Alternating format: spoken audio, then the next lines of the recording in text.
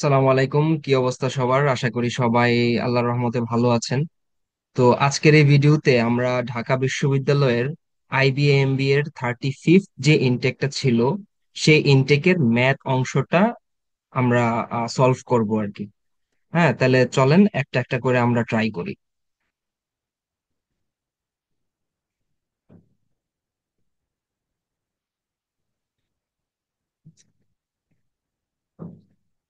আচ্ছা, তাহলে এইখানে প্রথম কোয়েশ্চনটা দেখেন। বলতেছে যে if A is equal to 2/3 of B, B is equal to 2/3 of C, and C is equal to 2 by 3 of D. What is the part of D is B? আচ্ছা, এখানে ভাষাটা একটু দেখেন, ম্যাথের ভাষাটা। হ্যাঁ, বলতেছে যে what is the part of D is B, তার মানে এখানে সামথিং আছে। হ্যাঁ, তারপরে অফ, অফ মানে হচ্ছে একটা সামথিং মাল্টিপ্লাইড। হ্যাঁ, আর ইজ আগের ভিডিওতে আমি বলছিলাম বি ভার্ব থাকলে আপনারা সমান সমান দিয়ে দিবেন, তার মানে সামথিং থাকবে। তারপরে হবে D is equal to B. আমাদেরকে বের করতে হবে এইটা। ঠিক আছে, আপনি জাস্ট ভাষা অনুযায়ী আগান, যেভাবে বলছে এখানে ম্যাথের ভাষা যেটা, সেটাই আপনি বের করেন। হ্যাঁ, আচ্ছা চলেন তাহলে আমরা আরেকটু সামনে আগাই, দেখি কি বের করতে পারি আমরা যেগুলা দেয়া আছে এগুলা ইউজ করে। তার মানে দেখেন, আমাদের এখানে বি আর ডি এর মধ্যে সম্পর্কযুক্ত একটা ইকুয়েশন বের করতে হবে। হ্যাঁ, এখানে দেখেন, এখানে বি ইজ ইকুয়াল টু দেয়া আছে হচ্ছে, তার মানে এটা আমাদের আসলে লাগবে না এখানে। হ্যাঁ, A is equal to 2/3 of B আছে, এটা লাগবে না আমাদের। 2/3 অফ সি। আচ্ছা, বি ইজ ইকুয়াল টু, দেখেন এখানে সি আবার দেয়া আছে 2/3 অফ ডি। তাহলে দেখেন আমি জাস্ট সিম্পলি সিটাকে সাবস্টিটিউট করে দেই এইটা দ্বারা, 2/3 অফ ডি। আচ্ছা, তাহলে দেখেন B is equal to 3 × 3 is equal to 9, 2 × 2 is equal to 4 times D. আচ্ছা দেখেন, আমরা কিন্তু পেয়ে গেছি। হ্যাঁ, বি ইজ ইকুয়াল টু, বা এটা কিন্তু এভাবেও লেখা যায় সামথিং ডি। হ্যাঁ, আচ্ছা তাহলে এইখানে কিন্তু আমাদেরকে ফ্র্যাকশন আকারে দেয়া আছে। হ্যাঁ, পার্সেন্টেজও দেয়া আছে, একটা ফ্র্যাকশন দেয়া আছে, তাহলে এটাকে ফ্র্যাকশন বানাইতে হবে। তাহলে দেখেন, আমরা যদি উভয় পক্ষকে ডি দ্বারা ভাগ দিয়ে দেই, তাহলে বি বাই ডি, হুম, এইটা দাঁড়াবে আমার হচ্ছে 4/9। ঠিক আছে, আর দেখেন আমরা যদি এভাবেও লিখতাম যে সামথিং ডি, তাহলে দেখেন B by D is equal to হইতো সামথিং, এই সামথিংটাই হইতেছে 4/9। So correct answer is option B, 4/9। আশা করি বুঝতে পারছেন।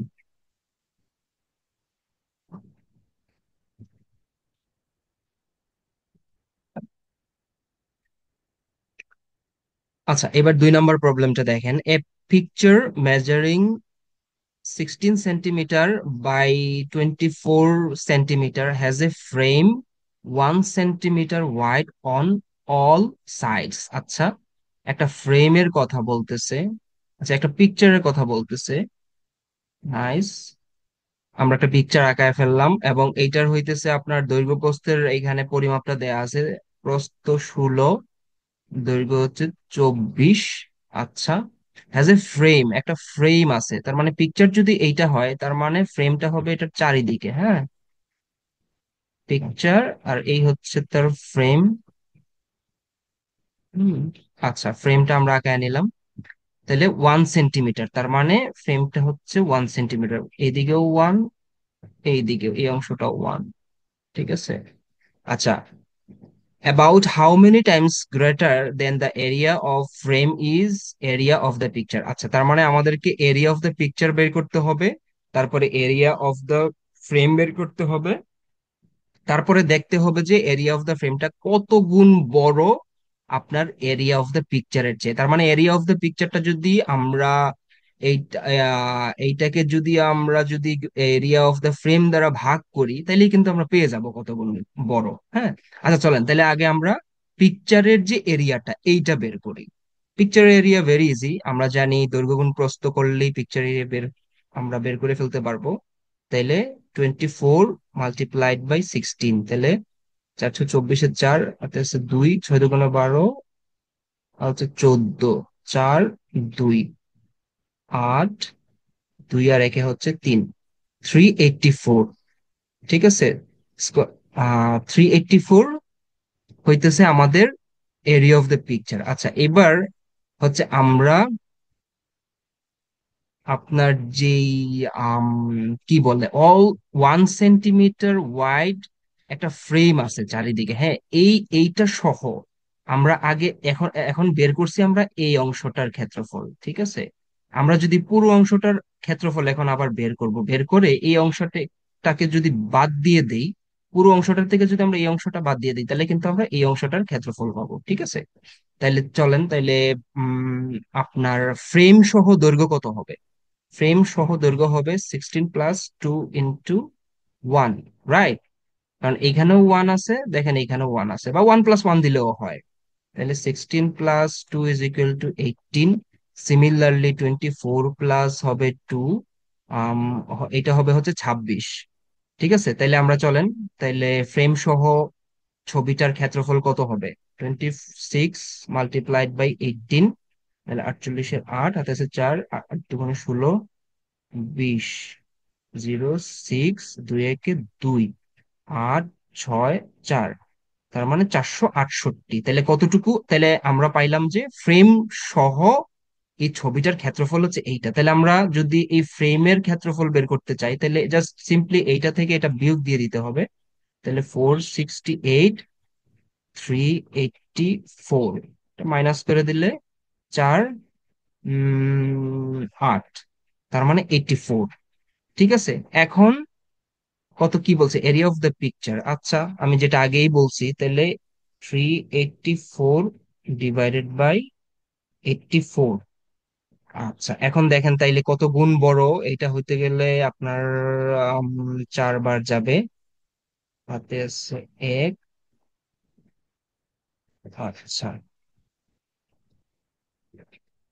এখানে হবে হচ্ছে 8,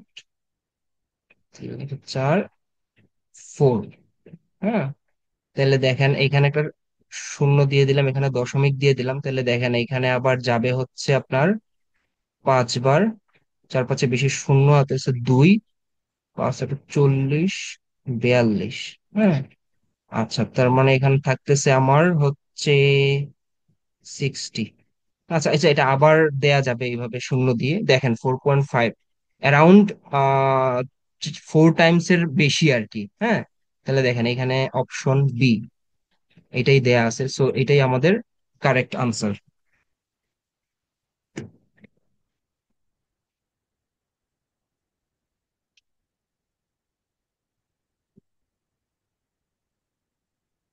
আচ্ছা, দেখেন এইবার 3 নাম্বারটা দেখেন, the price of a front circle seat in a cinema hall is 1/3 the price of a rear circle seat. ঠিক আছে, the cinema has only these two types of seats. When completely sold out, the total receipts from the 600 rear circle seats and the 450 front circle seats is 4,500. What is the price of one rear circle seat? আচ্ছা, বলতেছে দুই ধরনের, আপনার হচ্ছে একটা cinema হলে দুই ধরনের সিট আছে। ঠিক আছে, দেখেন দুই ধরনের সিট আছে, ধরলাম এটা হচ্ছে ফ্রন্ট সিট। হুম, আচ্ছা, আর এটা হচ্ছে রিয়ার। হ্যাঁ, ধরেন এটা হচ্ছে ফ্রন্ট আর এটা হচ্ছে রিয়ার। আচ্ছা, তাহলে দেখেন, the price of a front circle seat in a cinema hall is 1/3 the price of a rear circle seat। তার মানে এটা যদি আম এক্স হয়, হ্যাঁ, the price of front circle seat in a, তাহলে এইটা হবে 1/3 of এক্স। ঠিক আছে, আচ্ছা, the cinema has only these two types of seat. Fine. When completely sold out, the total receipts from 600 rear circle. আচ্ছা, rear circle 600 আমরা ধরছি x, তাহলে দেখেন এখানে আমরা লিখি, চলেন, 600 of x প্লাস আর 450 হইতেছে ফ্রন্ট সার্কেল সিট। আচ্ছা, আমরা 450 এবং ফ্রন্ট সার্কেলের সিটের পার সিট প্রাইস হইতেছে 1/3 অফ এক্স। হ্যাঁ, 1/3 অফ এক্স, তাহলে এই টোটাল মিলে হইতেছে আমার 4,500। ঠিক আছে, আমরা একটা ইকুয়েশন দাঁড় করে নিলাম, এবার চলেন একটু সলভ করি। ইকুয়েশনটা সলভ করলেই আমরা কিন্তু আনসার পেয়ে যাব। তাহলে দেখেন 3, 15, 0, হ্যাঁ, তাহলে 150x ইজ ইকুয়াল টু 4500। তাহলে 750 ইকুয়াল টু 4500, 750x, আচ্ছা, x is equal to 4500 divided by 750, 0 0 cancel out হয়ে গেল। হুম, তাহলে দেখেন কত হয়। আহ এটা হবে হচ্ছে আহ 6 বার যায়, ঠিক আছে, 6। আচ্ছা, তাহলে এই সিক্সটা কি? এই সিক্সটা কিন্তু এইটা রিয়ার, আপনার এই যে কি বলছে এখানে, যে price of a rear circle seat, হ্যাঁ, price of a rear circle seat হইতেছে 6 টাকা, কিন্তু আমাদের কাছে চাইছে কি, what is the price of a rear circle seat, তাহলে 6 টাকা, এটাই হবে আনসার। আচ্ছা, যদি ফ্রন্ট সার্কেল সিটের প্রাইস চাইতো, তাহলে কিন্তু আমরা ইজিলি বের করে ফেলতে পারবো 1/3 অফ 6, তাহলে 3 একে 3, 3 দুগুণে 6, 2 টাকা। হ্যাঁ, 2 টাকা হইতো, এটা হইতো আনসার। এটা হচ্ছে ফ্রন্ট আর এটা হচ্ছে রিয়ার, ঠিক আছে। তো আশা করি বুঝতে পারছেন।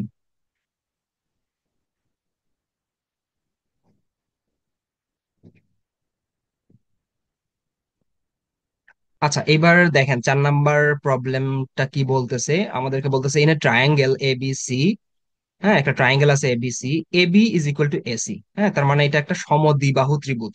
একটা ত্রিভুজে 3টা বাহু থাকে এবং এখানে বলতেছে AB is equal to AC. আচ্ছা, all of the following statements are true except, আচ্ছা কোনটা সঠিক না, নিচে সবগুলোই সঠিক আছে, একটা আছে ভুল, সেই ভুল কোনটা? আচ্ছা, আগে চলেন আমরা একটা ত্রিভুজ আঁকি। দেখেন, একটা ত্রিভুজ আমরা আঁকলাম, হ্যাঁ, কারণ এটার না এই কর্নার নাম দিলাম বি, এই কর্নার এ, এই কর্নার হচ্ছে এ, এই কর্নার বি, আর এই কর্নার হচ্ছে সি। আচ্ছা, আর এই বাহু যেটা আছে এইটা আর এইটা বলতেছে সমান। আচ্ছা ফাইন, ধরেন এইটার নাম দিলাম এক্স, এইটার নামও, এই বাহুর নাম দিলাম এক্স, আর এটার নাম দিলাম ওয়াই। হ্যাঁ, জাস্ট এজিউম করতেছি আমরা।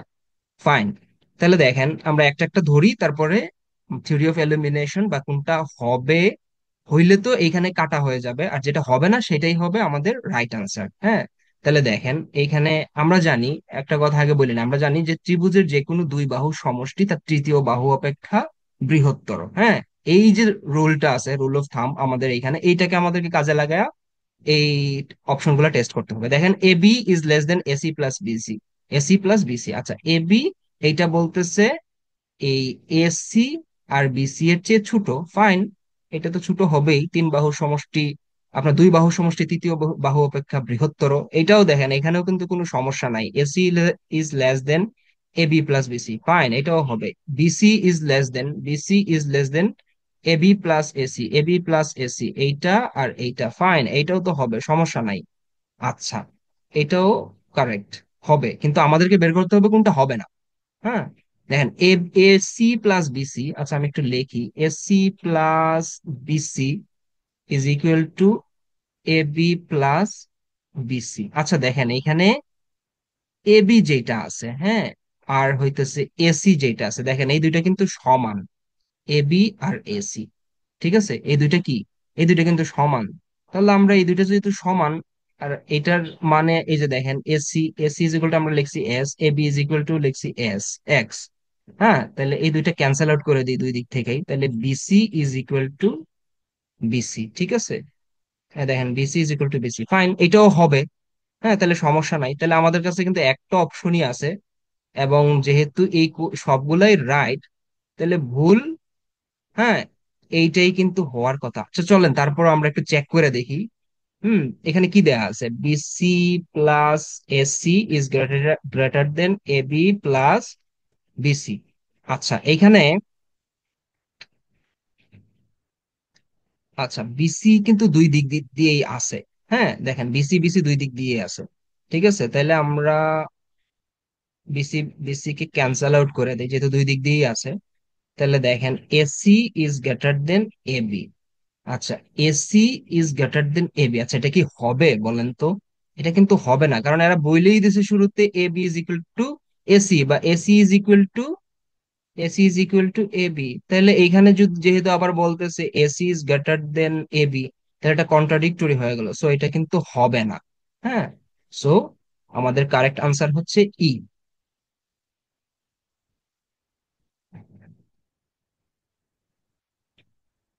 আচ্ছা, এবার 5 নম্বর প্রবলেমটা দেখেন, যে বলতেছে last year 60 students enrolled in the business communication course, of the enrolled students 90% took the final exam. হ্যাঁ, তারপর 2/3 of the students who took the final exam passed in the final exam, what percentage of the enrolled students did not pass in the exam? Fine. তাহলে দেখেন, of the enrolled student 60 জন enrol করছে। হ্যাঁ, enrol করছে 60 জন। আচ্ছা, of the enrol student 90% took the final exam. আচ্ছা চলুন আগে দেখি কতজন ফাইনাল এক্সাম দিছে। ফাইনাল এক্সাম দিছে কতজন? 90% অফ আপনার 60, 0 0 এখানে ক্যান্সেল আউট, 0 0, 6 নং হচ্ছে 54, তার মানে 54 জন ফাইনাল এক্সাম দিছে। আচ্ছা, who took the final exam, pass the final exam. আচ্ছা, পাস করছে কতজন? তাইলে পাস করছে 2/3 of the students who took the final exam. Final exam নিচে কতজনে? 54 জন ফাইনাল এক্সামে বসছে। হ্যাঁ, তাইলে দেখেন এখন কত হয়, 3 × 1 = 3, 3 18, 54। আচ্ছা, 18 × 2 = তাহলে 36, তাহলে 36 জন হইতেছে পাস করছে। রাইট, তাইলে ফেল করছে কতজন? টোটাল তাইলে এনরোল করছিল 54 জন। না, সরি, টোটাল এনরোল করছে, what percentage of the enrolled students did not pass in the final exam? আচ্ছা, 60 জন হচ্ছে এনরোল করছিল, তাইলে ফেল করছে হইতেছে, পাস করছে 36 জন, তাহলে ফেল করছে কতজন? 4, 3 আর 1 = 4, 5 6, 24 জন। 24 জন হইতেছে ফেল করছে, কিন্তু বলতেছে হোয়াট পার্সেন্টেজটা বের করতে হবে। হ্যাঁ, তাহলে পার্সেন্টেজ বের করতে গেলে আমাদের হচ্ছে টোটাল স্টুডেন্ট ছিল 60, 24 × 100। ঠিক আছে, তাহলে দেখেন 0 0 ক্যান্সেল আউট, 6 × 6 = 424, 4 × 10 = 40। তার মানে 40%। 40% হইতেছে কারেক্ট আনসার এখানে, এ।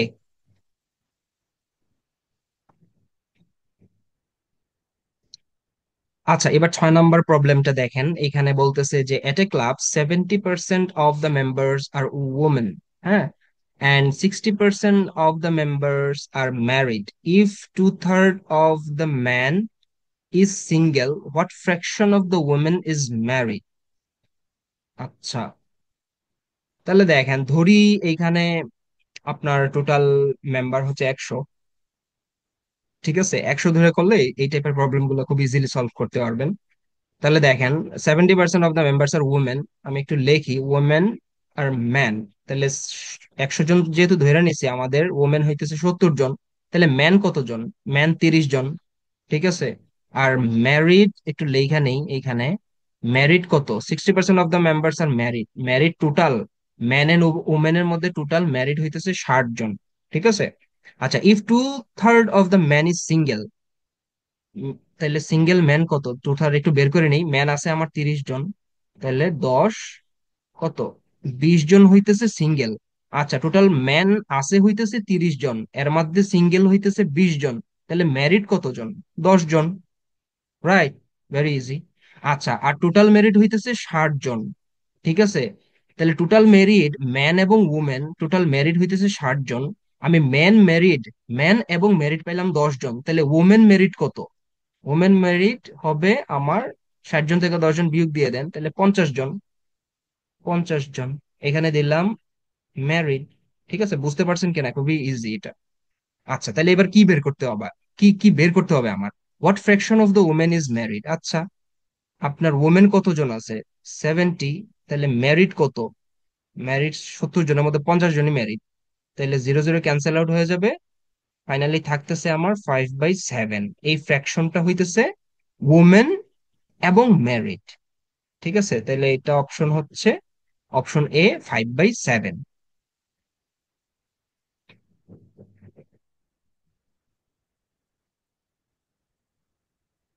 আচ্ছা, এবার দেখেন 7 নম্বর প্রবলেমটা। The 356 members of metro chamber of commerce, হ্যাঁ, metro chamber of commerce, MCC দিয়ে দিলাম, will vote to choose a president. আচ্ছা, এর একটা প্রেসিডেন্ট চুজ করবে with 5 candidate seeking the office. আচ্ছা, ক্যান্ডিডেট আছে আমার কাছে 5 জন। What is the least number of votes a successful candidate could receive, হ্যাঁ, and yet have more votes than any other candidate.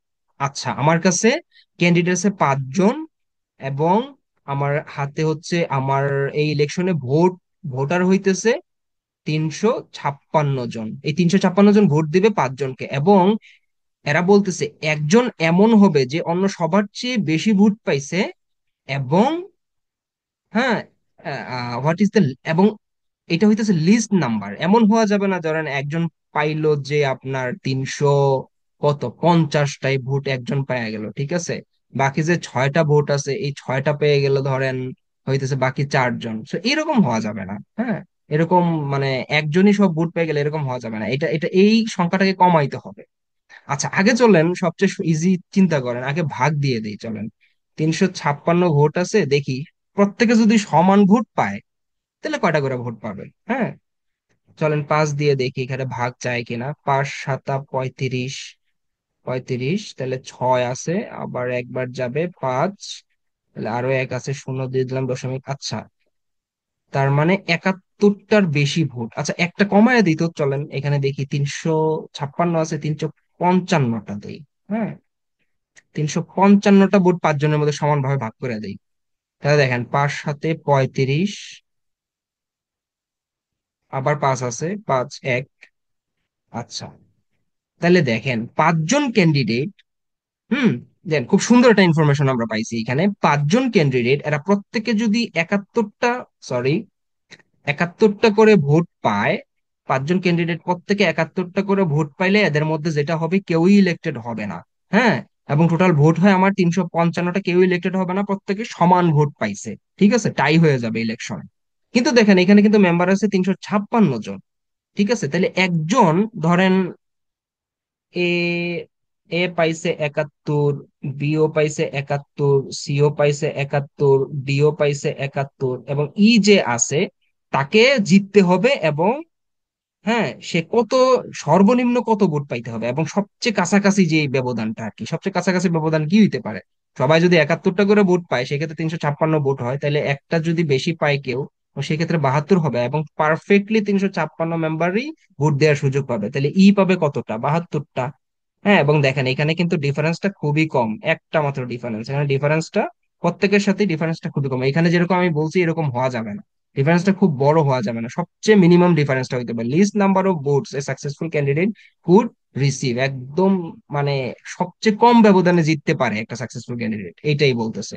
So option, correct option হচ্ছে হইতেছে এখানে B.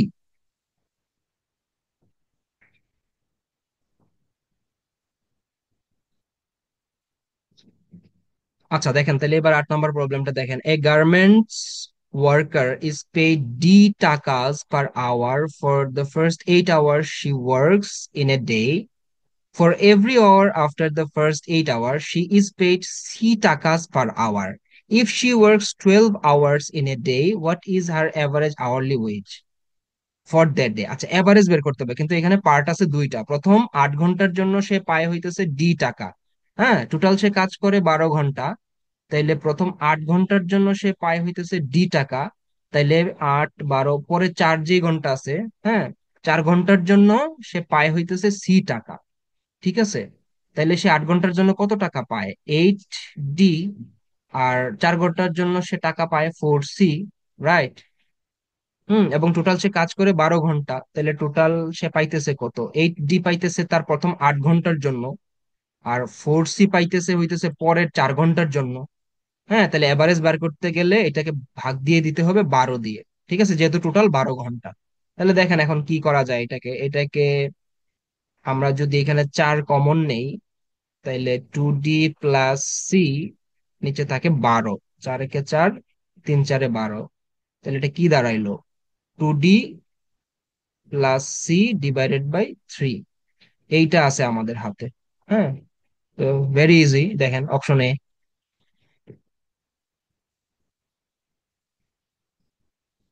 আচ্ছা, এবার দেখেন problem 9। Karim received a 10% raise each month for 3 consecutive months। আচ্ছা, 10% করে হারে তার যে মানে 3 মাস, মানে পরপর 3 মাসে সে রেইজ পাইছে, তার বৃদ্ধি হয়েছে। ঠিক আছে, ইফ হিজ স্যালারি, আচ্ছা স্যালারি নিয়ে কথা বলতেছে, if his salary after 3 raises is 13,310, what is his starting salary? আচ্ছা, তাহলে তার স্টার্টিং স্যালারিটা আমাদেরকে বের করতে হবে।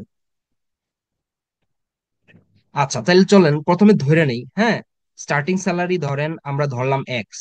ঠিক আছে।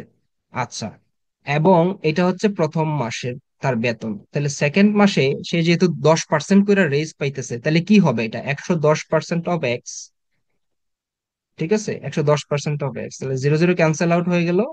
তাহলে 11/10 অফ এক্স, এটা হইতেছে দ্বিতীয় মাসে তার বেতন। ঠিক আছে, প্রথম মাস থেকে 10% বৃদ্ধি পায়া এইটা হইছে। ফাইন।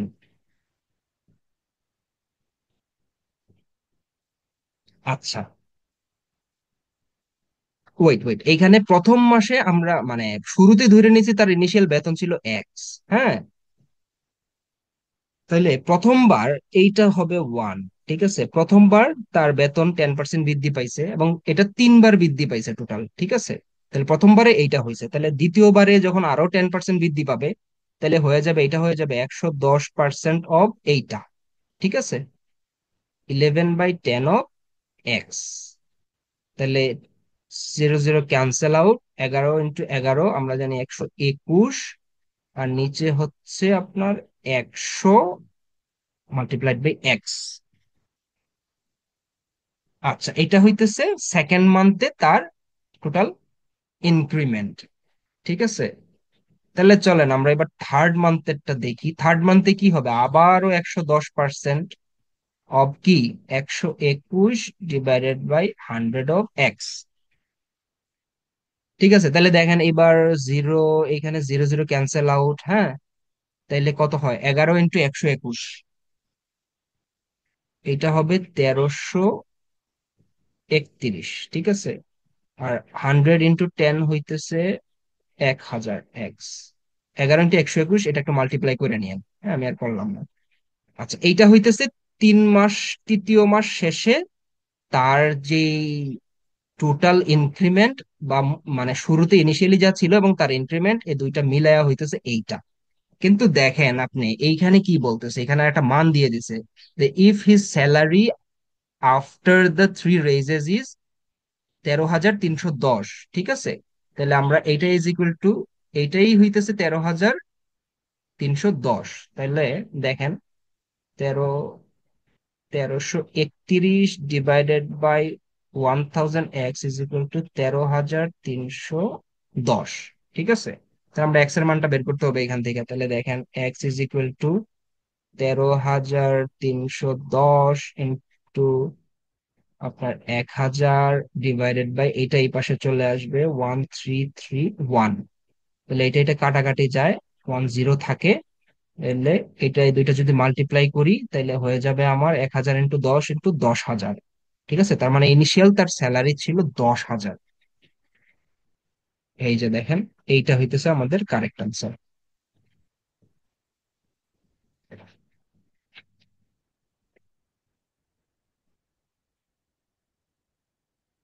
আচ্ছা, এবার 10 নম্বর প্রশ্নটা দেখেন, by how much is 3/7 larger than 20% of B?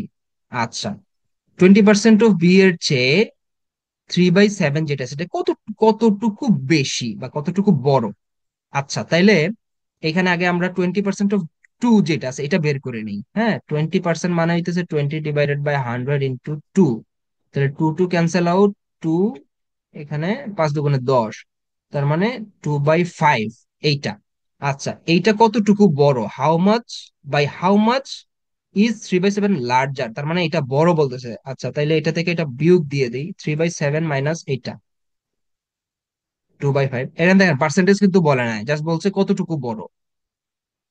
তাহলে 5×7 = 35, 5 3 5 15 মাইনাস 7, 7 2 গুণে 14। হ্যাঁ, তার মানে 1/35, এটাই হইতেছে আমার correct answer. So it's quite easy.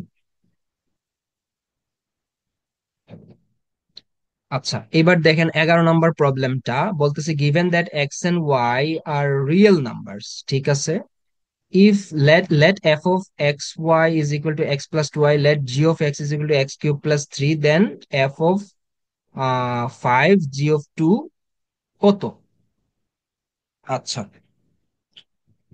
তো দেখেন এইখানে শুরুতে আমরা জি অফ টু যেটা আছে এইটার মান তো বের করতে পারি, এইটা আমরা আগে বের করে নেই। তাহলে জি অফ এক্স দেয়া আছে, ফাংশনের ম্যাথ এটা, এক্স কিউব প্লাস 3 দেয়া আছে, তাহলে জি অফ টু কত হবে?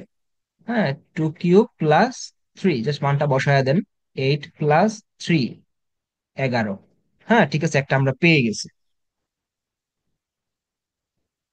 আচ্ছা, এবার দেখেন এফ অফ এক্স ওয়াই কি দেয়া আছে, এফ অফ এক্স ওয়াই দেয়া আছে হইতেছে x + 2y, ঠিক আছে। তাহলে এখন আমাদেরকে বের করতে হবে যে 5 আর হইতেছে g of 2, ঠিক আছে। তাহলে আমরা মানগুলো বসায় দিই, চলেন।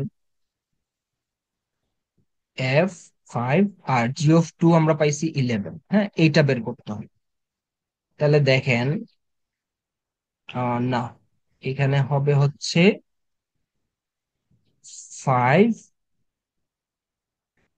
ইন্টু, দেখেন ওয়াই কত দেয়া আছে এখানে, 5 × 2 টাইমস হবে আপনার 11, এই যে 11 দেয়া আছে।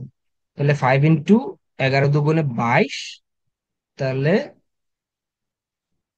ও সরি, এইটা হবে প্লাস, এই যে এখানে প্লাস আছে দেখেন, প্লাস, সরি সরি। তাহলে 22 + 5 কত হইতেছে? 27। So 27 is my correct answer. তো এটা খুবই ইজি, আপনি মানগুলো বসাই দিলেই জাস্ট হবে।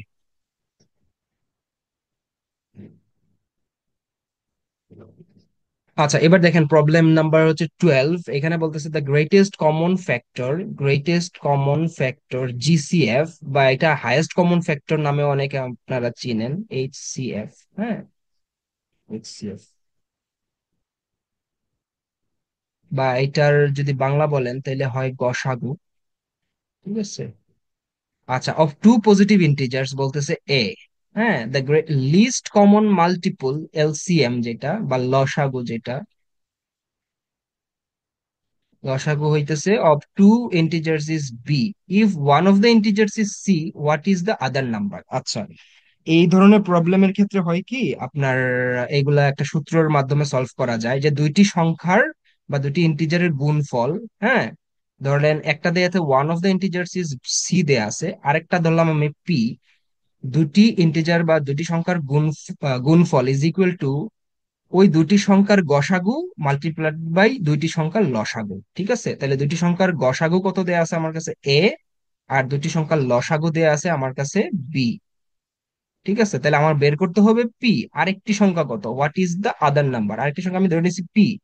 তাহলে পি ইজ ইকুয়াল টু কত হবে, A B divided by C, sorry, A B divided by C. এইটাই হইতেছে কিন্তু আমার অপর আরেকটি সংখ্যা, ঠিক আছে, A B divided by C, এটাই হইতেছে কারেক্ট আনসার। তো দুটি সংখ্যা, যে কোনো দুটি সংখ্যা, হ্যাঁ, দুটি ইন্টিজারের গুণফল ইজ ইকুয়াল টু ওই দুটি সংখ্যার গসাগু মাল্টিপ্লাইড বাই লসাগু, ঠিক আছে। তার মানে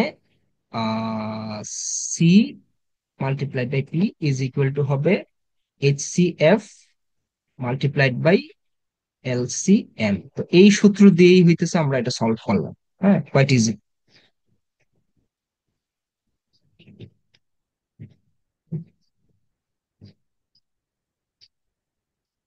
আচ্ছা, এইবার দেখেন একটা ম্যাথ, এখানে 13 নম্বরটা দেখেন যে 2 years ago the cost of pen A was 70 more than that of pen B, but due to high demand বেড়ে গেছে, the cost of pen A has increased by 100%, হ্যাঁ, and that of pen B has increased by টাকা 20. If today you need total 250 to buy one pen of each type,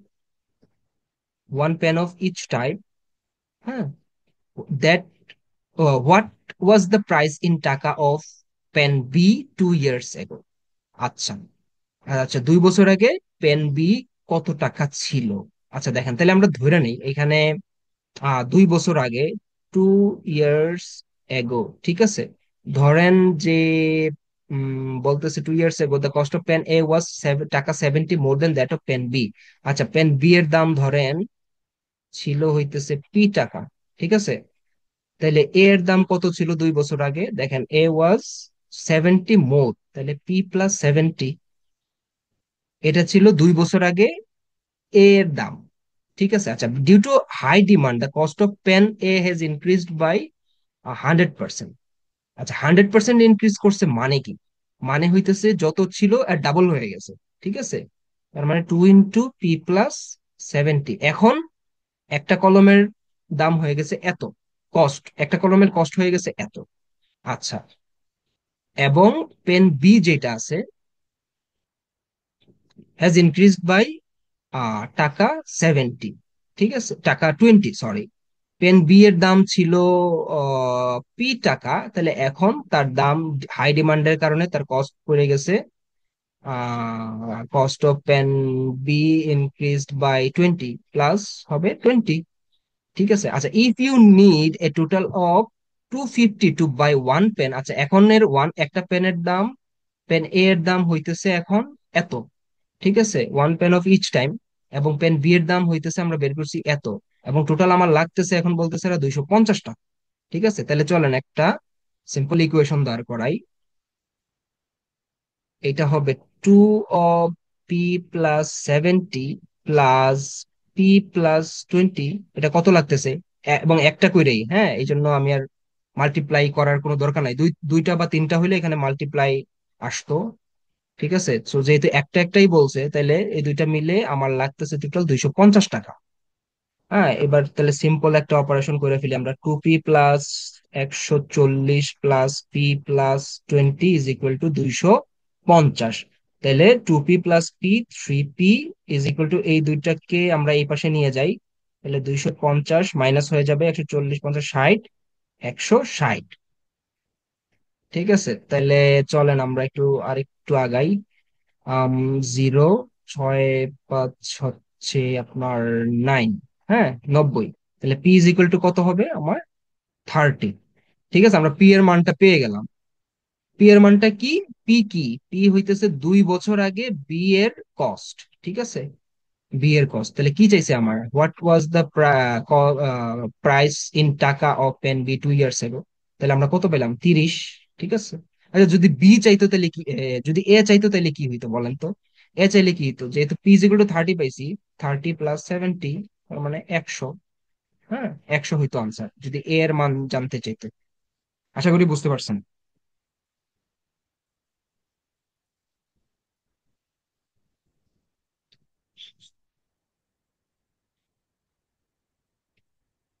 আচ্ছা, এবার দেখেন 14 নম্বর প্রবলেমটা কি বলতেছে। দেয়ার আর 200 questions in a 3 hour examination.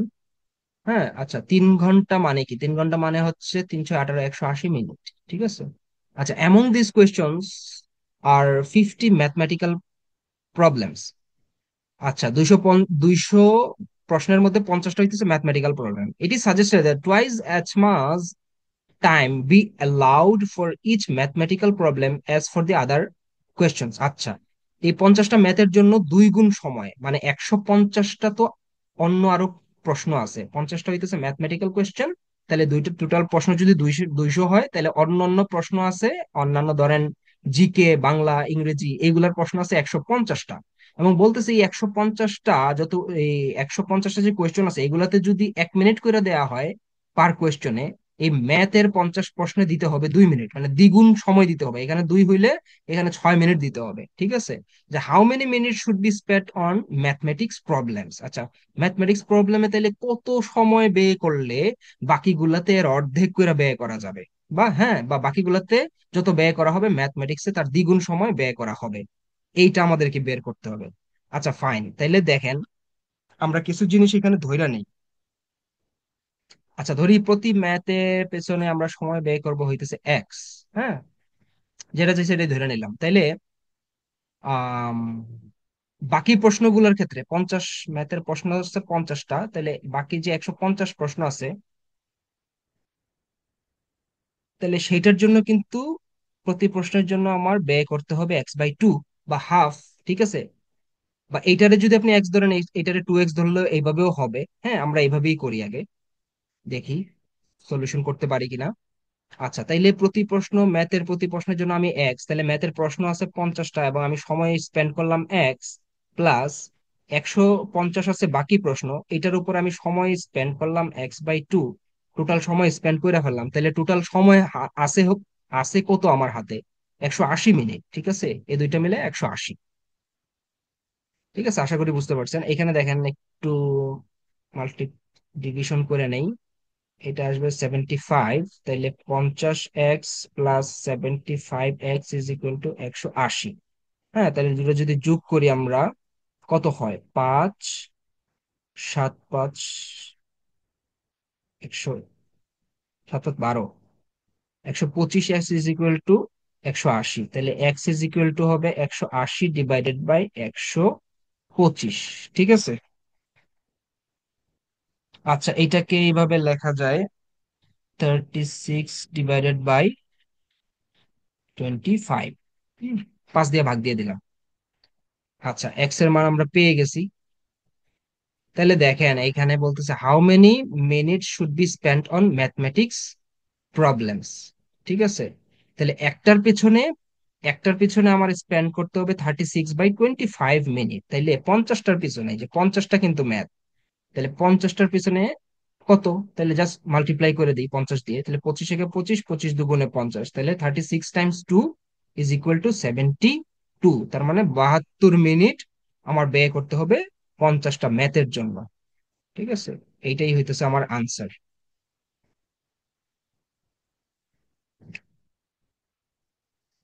আচ্ছা, এবার 15 নম্বর প্রবলেমটা দেখেন। এখানে বলতেছে the size of the smaller angle between the hands of the clock at 6:30। হ্যাঁ, 6:30 মানে কি? 6টা 30 এক্সপ্রেসড ইন ডিগ্রিজ ইজ। আচ্ছা, এটা একটু মেন্টাল এবিলিটি টাইপের কোয়েশ্চেন হয়েছে। ধরলাম এটা একটা ঘড়ি। হ্যাঁ, তাইলে দেখেন এই ঘড়িটা কত ডিগ্রি টোটাল? 360 degree, right?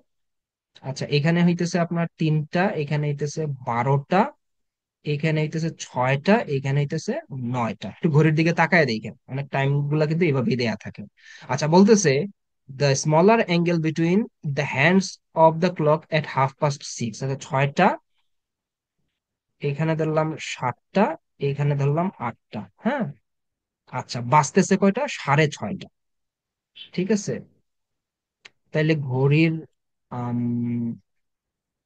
মিনিটের কাঁটা থাকবে এইখানে, রাইট?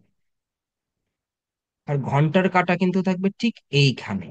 ঠিক আছে, এবং বলতেছে কি দ্য স্মলার অ্যাঙ্গেল, মানে এই অ্যাঙ্গেলটা বলতেছে না, এই অ্যাঙ্গেলটা মাপ করতে বলতেছে না, এরা বলতেছে এই যে স্মলার অ্যাঙ্গেলটা আছে এইখানে, এইটা কত? এক্সপ্রেস ইন ডিগ্রি, এটা কত ডিগ্রি? আচ্ছা, একটা জিনিস খেয়াল করেন তো এখানে, এই যে দেখেন, আমি যদি এই বৃত্তটাকে বা ঘড়িটাকে 4টা ভাগে ভাগ করি, তাইলে এই এই কোণ কত ডিগ্রি উৎপন্ন করে? 90 ডিগ্রি। ঠিক আছে, এই কোণটা কত ডিগ্রি হবে? 90 ডিগ্রি। আচ্ছা, এখানে 12, 1, এখানে দিলাম 2, 3। আচ্ছা, তাহলে এটা যদি 3 ভাগ করি আমরা, হ্যাঁ, সরি, 3 ভাগ যদি করি, তাহলে 3 × 3 = 90, তার মানে প্রত্যেকটা অ্যাঙ্গেল কিন্তু 30 ডিগ্রি করে। ঠিক আছে, এইখানে দেখেন তো আপনি, এই যে অংশটা আছে এটা কত ডিগ্রি টোটাল? 30 ডিগ্রি। সিমিলারলি এইটাও 30 ডিগ্রি, এইটাও 30 ডিগ্রি। এখানে সবগুলো যোগ করলে আপনি 360 ডিগ্রি পাবেন। ঠিক আছে, আচ্ছা, আমি এত ডিপে গেলাম না। দেখেন এটা কিভাবে সলভ করবেন। তাহলে এইখানে যেহেতু 6:30 বাজে বলতেছে, এবং মিনিটের কাঁটা আছে ঠিক এইখানে এবং ঘন্টার কাঁটা আছে ঠিক এই দুইটার মাঝখানে, তার মানে হাফ, এই কোণটা কত ডিগ্রি হবে? এই 30-এর হাফ হবে, রাইট? 30 ডিগ্রি ডিভাইডেড বাই 2, তার মানে 15 ডিগ্রি হবে। ঠিক আছে, তো এইভাবেই ঘড়ি রিলেটেড প্রবলেম গুলা কিন্তু আপনারা ইনটিউশনের মাধ্যমেই সলভ করে ফেলতে পারবেন। এখানে কারেক্ট আনসার হচ্ছে বি, 15।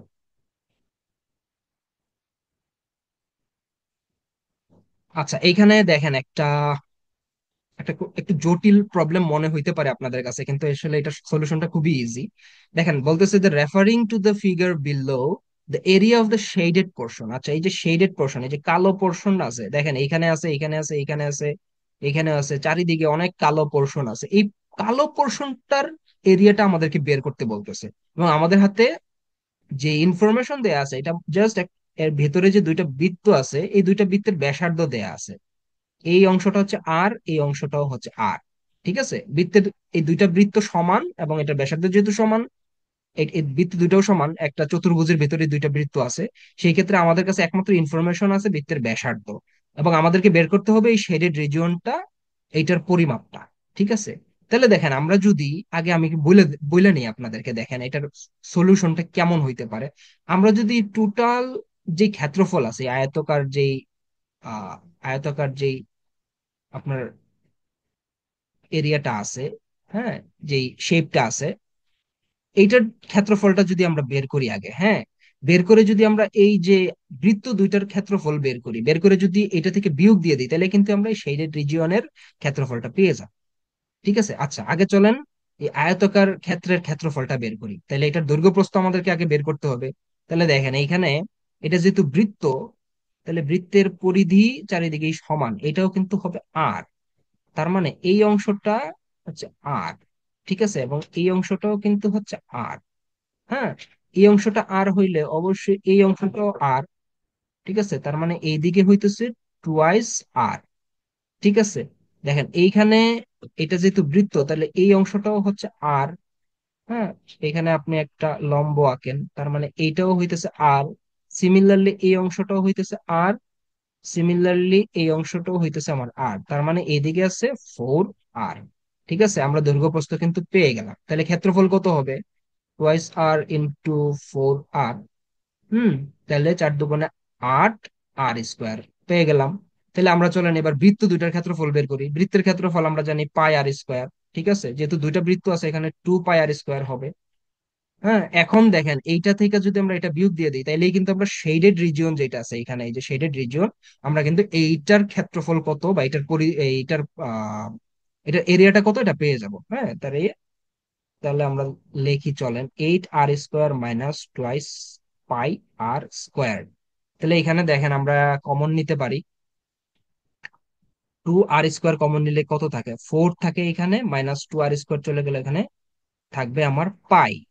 হ্যাঁ, এইটাই কিন্তু এই যেই অংশ এইটাই হইতেছে এই যে শেডেড রিজিয়ন, এখানে কালো কালো যে অংশগুলো আছে, এই কালো কালো অংশ যে অংশগুলা, এই অংশটার ক্ষেত্রফল। ঠিক আছে, তাহলে দেখেন অপশন কোথায় আছে? 2 আর স্কোয়ার, 2 আর স্কোয়ার, 4 মাইনাস 4 মাইনাস 5, তাহলে কারেক্ট আনসার হচ্ছে ডি।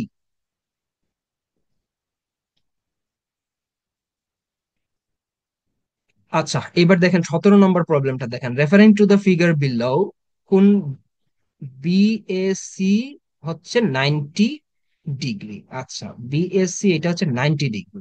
হ্যাঁ, আচ্ছা, and D is the mid point of BC. এই ডি যেটা আছে এটা হচ্ছে mid point of BC, BC এর mid point, if BC is equal to 10। আচ্ছা, বিসি 10 যদি থাকে আর ডি যদি মিড পয়েন্ট হয়ে থাকে, তাহলে আমাকে বলেন তো বিডি ইজ ইকুয়াল টু কত হবে? বিডি হবে 5, রাইট, আর ডিসিও হবে 5। ঠিক আছে, এই দুটো সমান। তাহলে দেখেন আমাকে বের করতে হবে এডি এর মান বের করতে হবে। ঠিক আছে, এডি এর মান বের করতে হবে। আচ্ছা, একটা জিনিস আপনারা জানেন কিনা, আমরা যদি এরকম একটা বৃত্ত আঁকি, হ্যাঁ, এবং বৃত্তে যদি আমরা এরকম একটা ত্রিভুজ আঁকি, ঠিক আছে, তাহলে দেখেন এইটা, এই যে অংশটা, হ্যাঁ, অনেকটা কিন্তু আপনি দেখেন এইখানে। আচ্ছা, আরেকটু সহজ করে দিই, আপনি দেখেন এইখানে যদি একটা বলি যে এইটার মিড পয়েন্ট হইতেছে এই অংশ, ও দিলাম এটার নাম, তাহলে দেখেন এই সবগুলা সমান হবে না? এবার যদি আমরা একটা বৃত্ত কল্পনা করি, হ্যাঁ, হ্যাঁ, তাইলে দেখেন আরেকটা জিনিস আমরা কি জানি, যে কোনো বৃত্তের একটা অর্ধবৃত্তস্থ কোণ, ঠিক আছে, ধরেন এটা একটা বৃত্ত, এর অর্ধবৃত্তস্থ কোণ মানে এই এই যে অর্ধবৃত্তস্থ যে কোণটা আছে, হ্যাঁ, এখানে যদি আমরা একটা ত্রিভুজ আঁকি, এটা হইতেছে 90 ডিগ্রি, সবসময় এটা 90 ডিগ্রি হয়। ঠিক আছে, তাহলে এটা যেহেতু অলরেডি 90 ডিগ্রি আমাদেরকে দিয়েই দিছে, তার মানে এইখান থেকে আমরা কিন্তু একটা অর্ধবৃত্ত আঁকতে পারি। ঠিক আছে, এইভাবে। আচ্ছা, আমার ছবিটা যদিও সুন্দর হয় নাই, তার মানে এই অর্ধবৃত্ত, একটা অর্ধবৃত্ত যদি আঁকি আমরা এইভাবে, এবং এর পরিধিগুলা কিন্তু অর্ধ, কি বলে এটারে, বা অর্ধ পরিসীমা যেটা, এটা কিন্তু সমান এখানে কিন্তু। তাইলে আমরা বলতে পারি এই বিসি যেটা আছে এটা হইতেছে পরিসীমা, পরিসীমা 10, অর্ধ পরিসীমা হইতেছে 5। তার মানে এইটাও তো সমানই হওয়ার কথা। বিসি বি, এটা যদি একটা অর্ধবৃত্ত ধরি, পুরাটারে যদি বৃত্ত ধরি, তাহলে বিডি, ডিসি আর এডি এটা সমান হওয়ার কথা। তার মানে এইটা যেহেতু 5 5 আছে, তাহলে এটাও 5 হওয়ার কথা। ঠিক আছে, তাহলে রাইট আনসার হইতেছে সি, 5।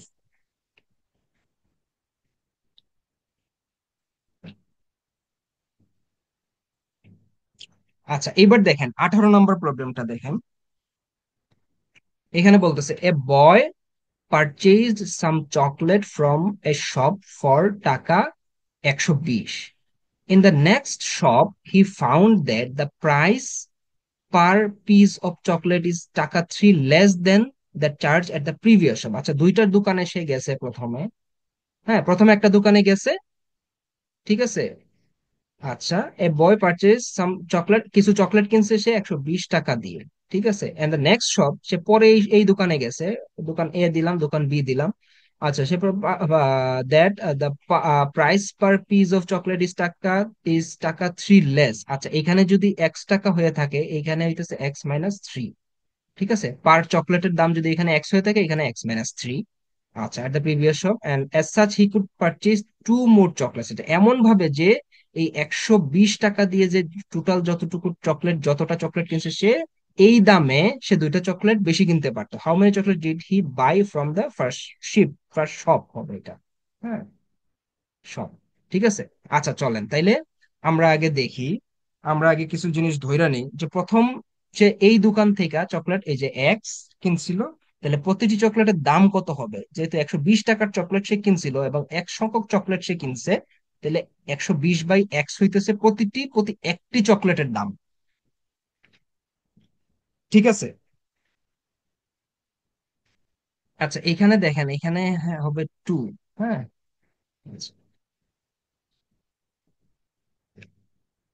আচ্ছা, আচ্ছা, এখানে মোর বলছে, লেস না, মোর, তার মানে X+2 হবে, সরি, X+2 হবে। মানে এখানে যদি এক্সট্রা চকলেট কিনে থাকে সে, কম টাকায় সে এখানে X+2টি চকলেট কিনতে পারবে। ঠিক আছে, এবং সে হচ্ছে 3 টাকা পার চকলেট কম পাবে সেকেন্ড দোকানে। তাইলে এটা চলেন একটু লেখি, তাইলে 120/X-3।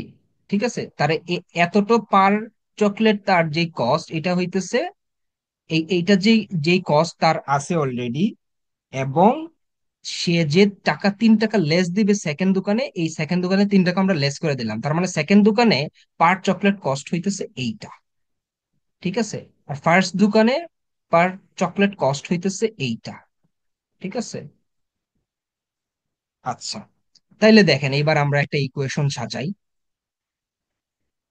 তাহলে এখানে দেখেন X+2টা সে কিনতে পারতেছে, তাহলে X+2 সে কিনবে, X+2, এবং সে কত পার চকলেটের প্রাইস কত?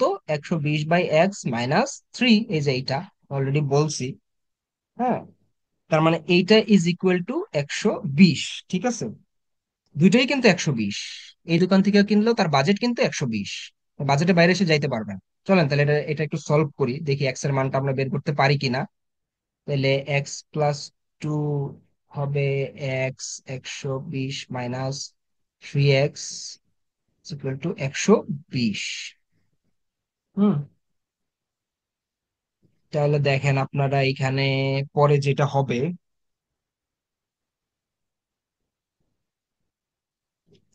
আচ্ছা,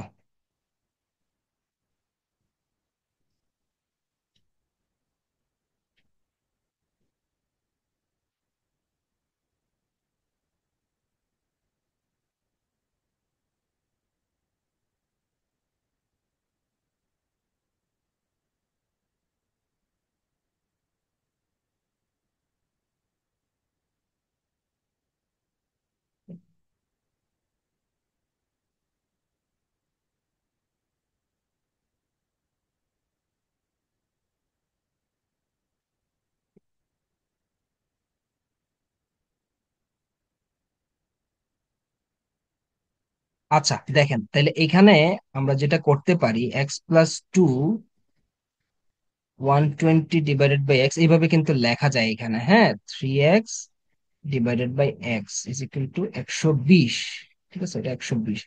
তাহলে এক্স এস ক্যান্সেল আউট হয়ে যাবে এখানে, তাহলে এবার মাল্টিপ্লাই করেন, x × 120/x, তাহলে কত হবে? এক্স এক্স ক্যান্সেল আউট হয়ে যাবে, তাহলে 120 minus 3x + 240/x, plus minus minus, 3×6 হবে হইতেছে 120। ঠিক আছে, তাহলে দেখেন আমরা তাহলে কি করতে পারি এখানে। আহ এই দুইটার লসাগু নেই, x - 3x² প্লাস 240, 120, এটা এই পাশে নিয়ে গেলাম, মাইনাস 120 প্লাস 6, এটা ক্যান্সেল আউট হয়ে যাবে। তাহলে থাকতেছে আমার -3x² প্লাস 240 = 6x। ঠিক আছে, তাহলে দেখেন এইখানে এটাই পাশে নিয়ে আসি এবং এটাকে যেভাবে আছে এইভাবেই থাক, -6x প্লাস 240। আচ্ছা, আচ্ছা এবারে নেগেটিভ সাইনটা আমরা উঠাই দিব এখানে, তাহলে এটাকে মাইনাস দ্বারা যদি, পুরোটাকে মাইনাস দ্বারা যদি গুণ করেন, তাহলে 3x² প্লাস 6x মাইনাস 240 = 0। ঠিক আছে, তাহলে এটা যদি আপনারা সলিউশন করেন, আমি আর সামনে আগাইলাম না, এটা যদি সলিউশন করেন তাহলে যেটা পাবেন সেটা হচ্ছে x = 8 পাবো আমরা। ঠিক আছে, আমি আর বিস্তারিত করলাম না, আপনারা একটু ক্যালকুলেট করে নিয়েন। তাহলে x = যেটা পাবো আমরা সেটা হচ্ছে 8। ঠিক আছে, তার মানে কারেক্ট আনসার হবে এখানে বি, এটা হবে কারেক্ট আনসার। আচ্ছা, এবার 19 নম্বর প্রশ্নটা দেখেন। বলতেছে যে in a survey of Chittagong city it was found that 70% of the people surveyed watched television news, 35% read a newspaper, and 25% read a newspaper and watched television news। আচ্ছা, এর কতগুলো ডেটা দেয়া আছে, and what percent of the people surveyed neither watched television nor read। আচ্ছা, কেউ কোনটা কোনোটাই করে নাই এরকম বের করতে হবে আমাদেরকে, হ্যাঁ। তাহলে দেখেন, শুধু নিউজ পেপার টেলিভিশন দেখে কতজন, কত পার্সেন্ট ধরলাম আমরা, NA = 70%, তাইলে NB কত? এনবি মানে হচ্ছে এখানে ধরেন আপনার যারা নিউজ পেপার পড়ে, হ্যাঁ, তারা ধরে নিলাম, এটা হইতেছে দেয়া আছে 35%। ঠিক আছে, আর টেলিভিশন দেখে ও নিউজ পড়ে, উভয়টাই করে, হ্যাঁ, উভয়টাই করে এন এ, তাহলে উভয়টা করলে হয় আমরা জানি ইন্টারসেকশন, উভয়টাই করে হইতেছে 25%। ঠিক আছে, এখন যে কোনো একটা করে কতজন, এ ইউনিয়ন বি, যে কোনো একটা করে, ঠিক আছে, যে কোনো একটা করে, বা যে কোনো হয় টেলিভিশন নিউজ দেখে অথবা নিউজ পেপার পড়ে, এইটা হইতেছে আমাদেরকে একটু বের করতে হবে। ঠিক আছে, এইটা যদি আমরা বের করতে পারি, যেটা বলছে যে what percent of the people surveyed neither watch television nor read a newspaper, যে কোনো একটা করে, এটা যে টোটালটা থেকে যদি বিয়োগ দিয়ে দিই, যে যে কোনো একটা করে 100% যেটা আছে এটা থেকে যদি যে কোনো একটা করে এটা বিয়োগ দিয়ে দিই, তাহলে কিন্তু আমরা পেয়ে যাব যে what percent of the people surveyed neither watch television nor read a newspaper. ঠিক আছে, তাইলে চলেন আমরা সলিউশনের দিকে আগাই। তাহলে এ ইউনিয়ন বি আমরা জানি যে কোনো একটা করে, এটা হইতেছে হয় এইটা শুধুমাত্র এ, শুধুমাত্র বি, আর যাবে উভয়টা করে এইটা থেকে, এটা হচ্ছে মাইনাস হয়ে যাবে এ ইন্টারসেকশন বি। তাহলে দেখেন, শুধু টেলিভিশন দেখে 70%, শুধু নিউজ পেপার পড়ে হইতেছে আপনার 30%, 35% মাইনাস হইতেছে উভয়টা করে আপনার 25%। তাহলে এটা যদি আপনি ইয়ে করেন, যোগ বিয়োগ করলে এখানে দাঁড়াবে হইতেছে আপনার 80%। ঠিক আছে, আর আমি বলছি টোটাল হইতেছে 100%। 80% কি? এই যে 80% আমরা পাইলাম, তাহলে এইটা কি? এইটা হইতেছে টেলিভিশন নিউজ দেখে অথবা খবর পড়ে। ঠিক আছে, যে কোনো দুইটার যে কোনো একটা করে, তাহলে দুইটার একটাও করে না, তাহলে কত হবে? করে না হবে 100% থেকে আপনি 80% মাইনাস দিয়ে দেন, তাহলে এটা আছে 20%। এই 20% হইতেছে যে কোনো একটাও করে না, আর 80% হইতেছে যে কোনো একটা করে, হয় এ অথবা বি। ঠিক আছে, তাইলে কারেন্টটা কারেক্ট আনসার হইতেছে আমার এখানে বি। আচ্ছা, এখানে দেখেন এবার 20 নম্বর প্রবলেমটা, এখানে বলতেছে a triangular plot with sides 80 metres, হ্যাঁ, 35 মিটার্স আর 56 metres is to be surrounded by a fence built on post set 7 metres apart. আচ্ছা, একটা ট্রায়াঙ্গুলার প্লট বা আপনার জমি যেটাই বলি আমরা, হ্যাঁ, এরকম আছে, ঠিক আছে। একটা সাইট হইতেছে 28 মিটার, আরেকটা হইতেছে 35 মিটার, আরেকটা হইতেছে 56 মিটার, ঠিক আছে।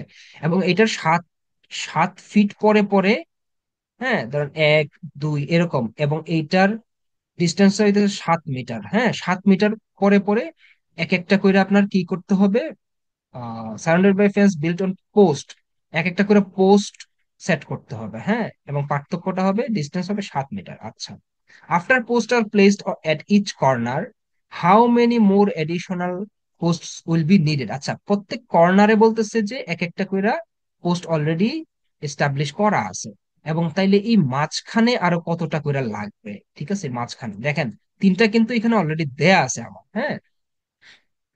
আচ্ছা, after after posts are placed at each corner, each corner মানে একটা একটা ত্রিভুজের তাহলে তিনটা কর্নারই থাকে, যেহেতু তিনটা বাহুর আপনার আহ আহ, ইয়ে দেয়া আছে, মাপ দেয়া আছে, তাহলে তিনটা কর্নার যেহেতু অলরেডি অকুপাইড, তাহলে এই তিনটা বাদ। হ্যাঁ, তাহলে দেখেন আপনি 7 মিটার, দেখেন এইখানে বলতেছে 7 মিটার অ্যাপার্ট, মানে প্রতিটা ডিস্টেন্স হবে 7 মিটার, ঠিক আছে। তাহলে 28 ডিভাইডেড বাই 7, মানে এই বাহুতে লাগতেছে আমার এতটা, ঠিক আছে, প্লাস এই বাহুতে কতটা লাগতেছে দেখেন 35/7, ঠিক আছে। আর এই বাহুতে কতটা লাগতেছে, তাহলে আমার পোস্ট 57/7। আচ্ছা, দেখেন এখানে কিন্তু অলরেডি তিনটা কিন্তু দেয়া আছে আমার, ঠিক আছে, তিনটা ফেন্স, এই যে দেখেন আফটার পোস্ট আর প্লেট এট ইচ কর্নার, তাহলে তিনটা দেয়া আছে মানে তিনটা মাইনাস করে দিতে হবে আমাদেরকে। হ্যাঁ, তাহলে দেখেন এইখানে, না, এইখানে হচ্ছে কত হবে, 4 7 28, 4 7 5 7 35, 7 8 56, 8 - 3, তাহলে 8 9 10 11 12 13 14 15 16 17, তাহলে 14 15 16 17, 14টা, ঠিক আছে। তাহলে আমার এডিশনাল খুঁটি এইখানে এইখানে এখানে লাগতেছে আরো এডিশনাল 14টা। এখানে কিন্তু টোটাল বলে নাই, টোটাল খুঁটি হইলে কতটা হইতো, 14 + 3, এখানে এই যে 1 2 3, 17টা হইতো তাহলে তখন, ঠিক আছে, তখন আনসার কিন্তু 17 হইতো। আনসার কিন্তু এখানে 17 না, অলরেডি তিনটা দেয়া আছে, এগুলো একটু খেয়াল করেন আপনার সলিউশন করার সময়, একটু আহ আপনার কেয়ারফুলি পড়েন যে কি বলতেছে, কি চাইতেছে আমার কাছ থেকে। আশা করি এটা বুঝতে পারছেন।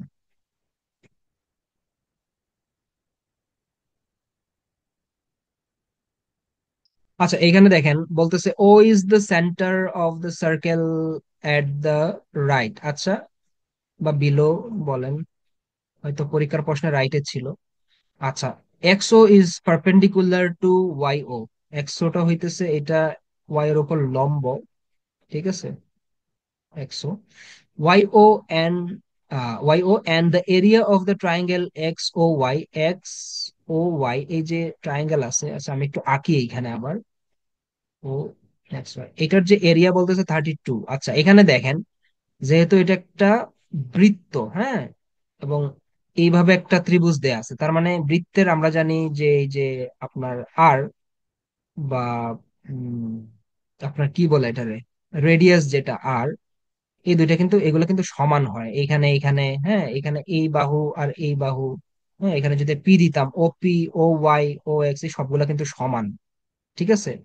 আচ্ছা, তাহলে সমান যদি হয়, আর তাইলে আমরা ত্রিভুজের ক্ষেত্রে যদি কল্পনা করি এই যে সেম জিনিসটা, তাহলে এই দুইটা বাহু যদি সমান হয়, ধরে নিলাম এক্স, হ্যাঁ, তাহলে এটা একটা সমদ্বিবাহু ত্রিভুজ। তাহলে আমরা জানি ত্রিভুজের ক্ষেত্রফল কি, half into, sorry, half into ভূমি ইন্টু উচ্চতা, তাহলে এক্স, উচ্চতাও এখানে এক্স, ঠিক আছে, এক্স। তাহলে এটা দেয়া আছে 32 আমার কাছে, 32। তাহলে দেখেন এখানে x Times x is x squared, তাহলে 32 × 64, ঠিক আছে, তাহলে এক্স হবে আমার 8।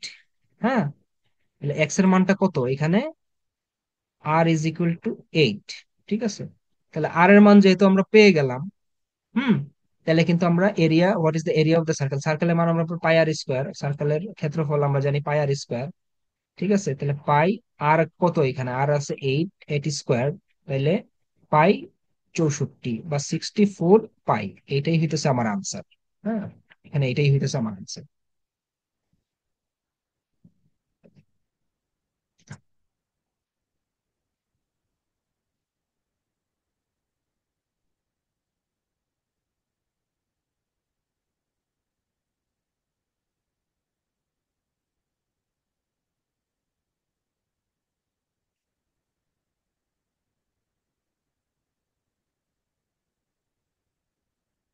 আচ্ছা, এবার 22 নম্বর প্রশ্নটা দিকে একটু দেখেন, তাহলে বলতেছে এখানে এ শার্ট মার্কড টাকা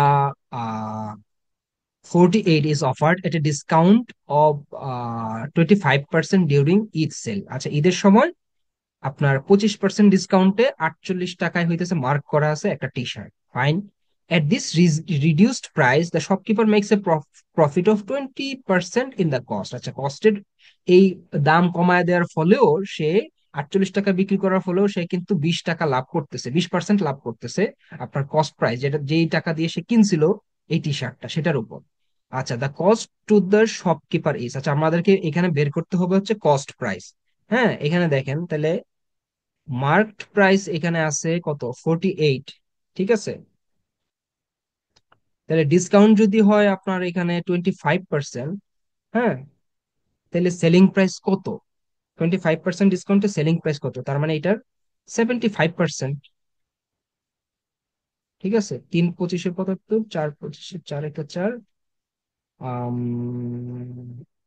12 48, আছে 3 12, তাহলে 36, তার মানে সে বিক্রি করতেছে 25% ডিসকাউন্টে, সে 36 টাকা এটা বিক্রি করতেছে।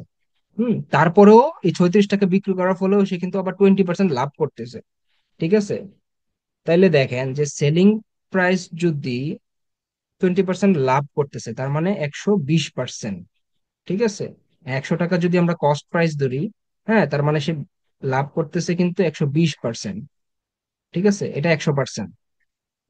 আচ্ছা, তাহলে সেলিং প্রাইস যদি 120 হয়, তাহলে কস্ট প্রাইস আমরা কত, এই যে 100। হ্যাঁ, সেলিং প্রাইস যদি 1 হয় তাহলে কস্ট প্রাইস হবে 100 ডিভাইডেড বাই 120, তাই সেলিং প্রাইস যদি 36 হয় তাহলে 36 এর ক্ষেত্রে হবে এইটা। ঠিক আছে, তাহলে আমরা ক্যান্সেল আউট করে দিই, 0 0, 12 কে 12, 3 12 6 30, তাহলে 30। তার মানে কস্ট প্রাইস কিন্তু এখানে 30। ঠিক আছে, আশা করি বুঝতে পারছেন এই ম্যাথটা।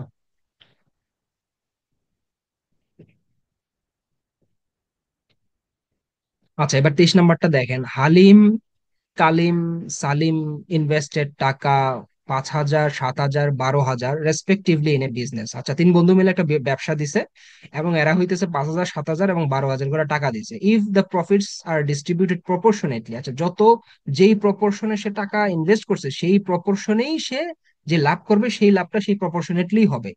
মানে কারোর যদি টাকা কম টাকা ইনভেস্ট করে সে সমান সংখ্যক সমান পরিমাণ সে লাভ সে পাবে না। হ্যাঁ, হোয়াট শেয়ার অফ এ টাকা কত, 1111 প্রফিট শুড সালিম রিসিভ, মানে সালিমের কত টাকা পাওয়া উচিত।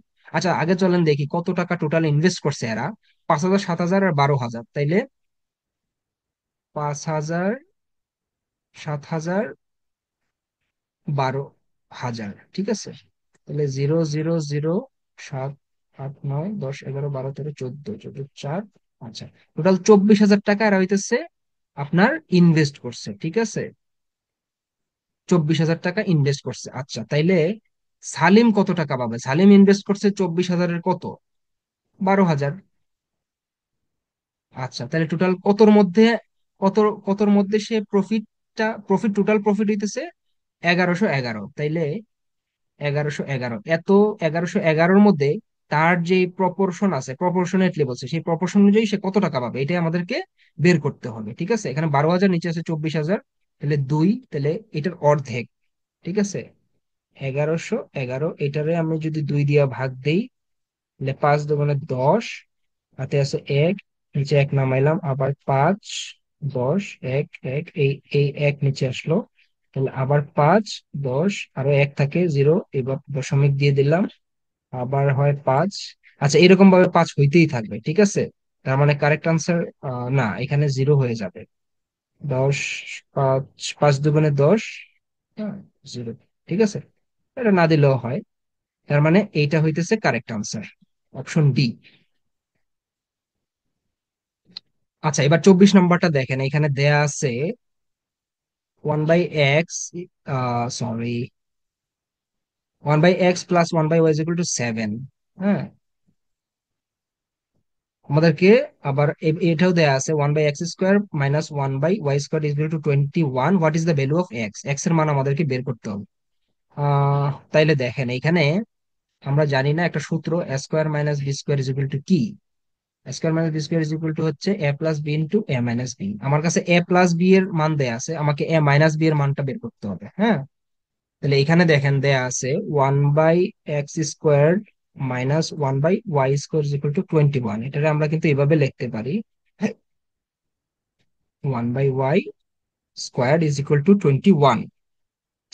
তাহলে দেখেন a² - b² এর সূত্র অনুযায়ী আমরা যদি এটাকে ইলাবোরেট করি, তাহলে 1/x + 1/y 1/x - 1/y = 21। আচ্ছা, এখানে কিন্তু আমার একটা মান দেয়া আছে। দেখেন এখানে 1/x + 1/y এর মান কিন্তু দেয়া আছে। কত দেয়া আছে? 7 দেয়া আছে। তাহলে এটা সমান সমান 7, 1/x, সরি, -1/y = 21। ঠিক আছে, তাহলে 1/x - 1y = কত হবে? 7 দিয়ে ভাগ দিয়ে দিতে হবে। তাহলে 3×7 = 21। আচ্ছা, এবার আমরা এটার মান পাইলাম।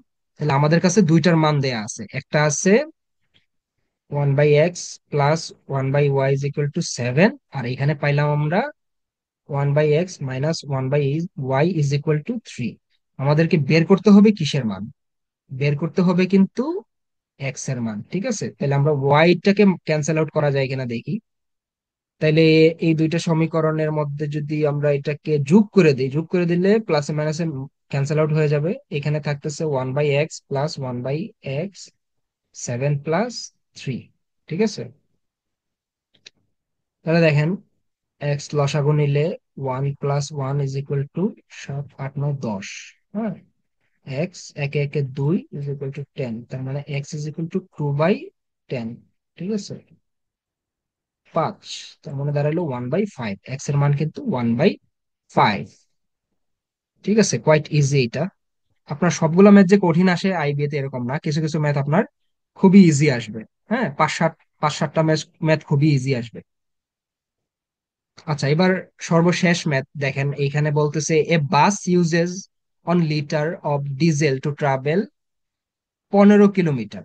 আচ্ছা, 1 litre of diesel, 1 litre, 1 litre ডিজেলে যায় 15 কিলোমিটার। হ্যাঁ, আচ্ছা, after an engaging term up, হ্যাঁ, ইঞ্জিন টার্ম আপ, একটু ইঞ্জিনটাকে সে একটু টার্ম আপ করছে। The bus travels 15% further on 1 litre. আচ্ছা, ইঞ্জিনের কোয়ালিটি বাড়ানোর ফলে হয়েছে কি, 15%, 1 লিটার সে 15% জায়গা সে বেশি ট্রাভেল করতে পারে। How many litres of diesel to the nearest tenth with its taka for the bus to travel আপনার 150 কিলোমিটার আফটার এ টুন আপ। আচ্ছা, 150 কিলোমিটার ট্রাভেল করতে গেলে টুন আপের পরে আপনার how many litres of diesel to আপনার উইথ ইটস টাকা কত লিটার ডিজেল আপনার লাগবে। ঠিক আছে, মানে টুন আপের পরে আপনি 150 কিলোমিটার জায়গা যাবেন, সেই জন্য কত লিটার আপনার ডিজেল লাগতে পারে। কারণ ডিজেলের এফিসিয়েন্সি বাড়ছে, এখন ইঞ্জিনের এফিসিয়েন্সি বাড়ার ফলে হয়েছে কি, 15% সে ফার্দার যাইতেছে, মানে সেম ডিজেলেই সে 15% জায়গা বেশি যাইতেছে। সো এইটার পরে বলতেছে 150 কিলোমিটার যদি এখন যাইতে চাই উইথ এ টুন আপ, তাহলে আমার কতটুকু ডিজেল লাগবে, আমাদেরকে ডিজেলের পরিমাণ বের করতে হবে।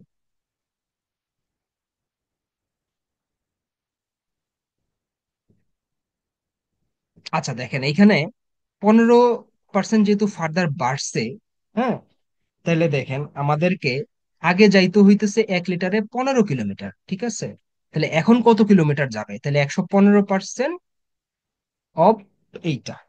ঠিক আছে, 15% বাড়ায় সে কত যাবে? 115%। আগে যদি 15 কিলোমিটার যেত, তাহলে এখন 115% যাবে, পার্সেন্ট অফ দ্যাট কিলোমিটার, মানে যেই সংখ্যাটা দেয়া আছে। তাহলে দেখেন 15 পাঁচ বিশে 100, 5 23, 4 5 20, 3 5 15। তাহলে এটা লেখার দরকার নাই। তাহলে আপনার 3 3 9, 3 2 6 /4। ঠিক আছে, এত। আচ্ছা, এখন এটাকে যদি আমরা একটু ডিভাইড করি, 469, তাহলে 4 একবার যাবে, 29, 4 6 4 7 28, এক থাকে এখানে, দশমিক দিলাম, জিরো দিলাম। তাহলে 4 2 8, 2 4 5 20, তাহলে 17.25। এটা হইতেছে টিউন আপের পরে 1 লিটার ডিজেলে সে 17.25 কিলোমিটার সে ট্রাভেল করে। আচ্ছা, তাহলে 1 কিলোমিটার, 1 লিটার তেলে, হ্যাঁ, না এক, সরি ওয়েট, এখানে দেখেন, তার তাইলে এই যে 17.25 কিলোমিটার, এত কিলোমিটার যাইতে লাগে তার 1 লিটার ডিজেল। ঠিক আছে, তাহলে 1 কিলোমিটার যাইতে তার লাগবে 1/17.25 কিলোমিটার ডিজেল। হ্যাঁ, তাহলে কত বের করতে হবে আমার? 150 কিলোমিটার যাইতে তার কত লিটার ডিজেল লাগবে টুন আপের পরে। ঠিক আছে, তাহলে 150-এ কত হবে? 17.25, উপরে হবে 150 × 1। ঠিক আছে, একা লেখলাম, লেখা যেই কথা, না লেখা সেম কথা। এই দুইটারে যদি আপনারা একটু ভাগ করেন, তাহলে যেটা আসবে সেটা হইতেছে 8.69। ঠিক আছে, তো প্রায় অলমোস্ট আপনার এটারে লিখতে পারেন 8.7 আপনার লিটার ডিজেল। এত লিটার ডিজেল আপনার লাগতেছে। ঠিক আছে, তো দেখেন এখানে কত দেয়া আছে, এখানে 8.7 আছে, এখানে 8.7। B is the correct answer. ঠিক আছে, আশা করি ম্যাথ গুলা বুঝতে পারছেন।